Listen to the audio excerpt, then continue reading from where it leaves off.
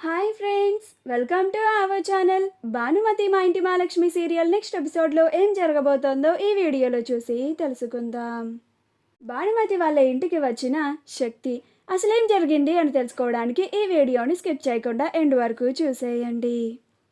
చిత్ర శక్తి దగ్గరికి వచ్చి, అమ్మ, ఎలాగో పెళ్ళి క్యాన్సిల్ అయిపోయింది కదా, మనం ఆ భానుమతికి చాలా బంగారం ఇచ్చేసాం కదా, నానమ్మని చూస్తే ఈ పెళ్ళి జరగనిచ్చేలా లేదు.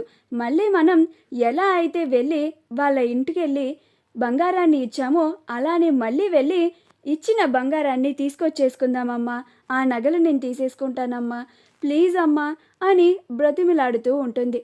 అప్పుడు శక్తి, ఓ సింతేనా, పద వెళ్దాం, ఈరోజే వెళ్ళి ఆ భానుమతికి ఇచ్చిన నగలని తీసేసుకొని నీకు ఇచ్చేస్తాను, నువ్వేం కంగారు పడుకు, పద అని ఇద్దరు కలిసి కోటి వాళ్ళ ఇంటికి బయలుదేరుతారు. అలా శక్తి, చిత్రలే ఇద్దరు కోటి వాళ్ళ ఇంటికి వస్తారు. అప్పుడు కోటి వీళ్ళిద్దరిని చూసి, రండమ్మా రండి అని అంటూ ఉంటాడు. అప్పుడు శక్తి, మేము ఎప్పటిలాగా మీతో వియ్యంకులలాగా లేదు, మేము ఈ అమ్మాయిని ఇక మీదట మా ఇంటి కోడలని చేసుకునే ఉద్దేశం లేదు, కాబట్టి మేము మా ఇంటి కోడలు అనుకొని మీ అమ్మాయికి ఇచ్చిన నగల్ని తిరిగి తీసుకెళ్ళిపోదామని వచ్చాము అని అంటుంది. అప్పుడు కోటి ఆ మాట వినగానే ఆశ్చర్యపోతాడు.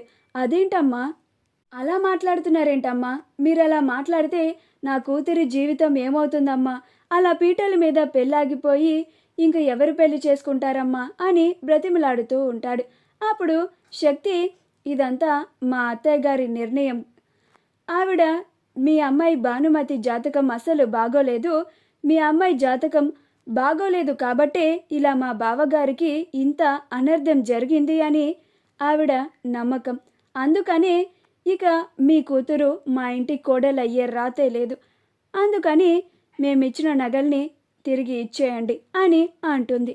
అప్పుడు ప్రమీల లోపలికి వెళ్ళి ఆ నగల్ని తీసుకొని వచ్చి శక్తి చేతిలో పెడుతుంది.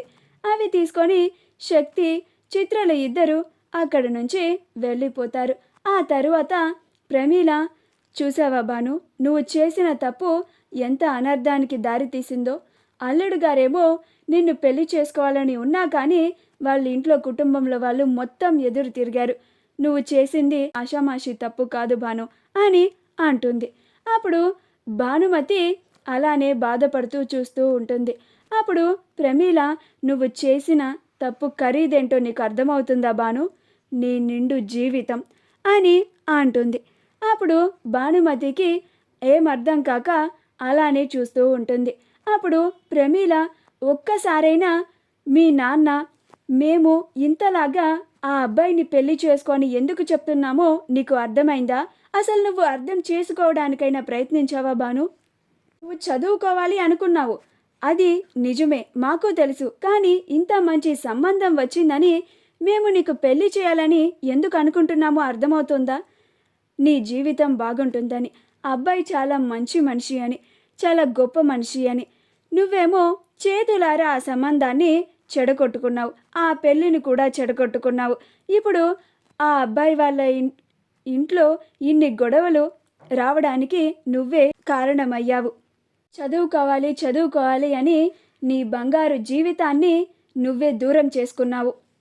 నువ్వు ఆ పెళ్లి చేసుకుంటే నీ బతుకన్నా మారుతుందేమో అని చాలా ఆశపడ్డాను, కానీ నువ్వు చేతులారా నాకు ఆ జీవితం వద్దు అని నీ కాళ్ళ దగ్గరికి వచ్చింది కూడా నువ్వు దాన్ని తన్నేసావు భాను అని లోపలికి వెళ్ళిపోతుంది. మా వీడియో కనుక మీకు నచ్చినట్లయితే లైక్ చేయండి, షేర్ చేయండి, మా ఛానల్ని సబ్స్క్రైబ్ చేసుకోండి, పక్కనే ఉన్న బెల్ ఐకాన్ని క్లిక్ చేయడం మాత్రం మర్చిపోకండి.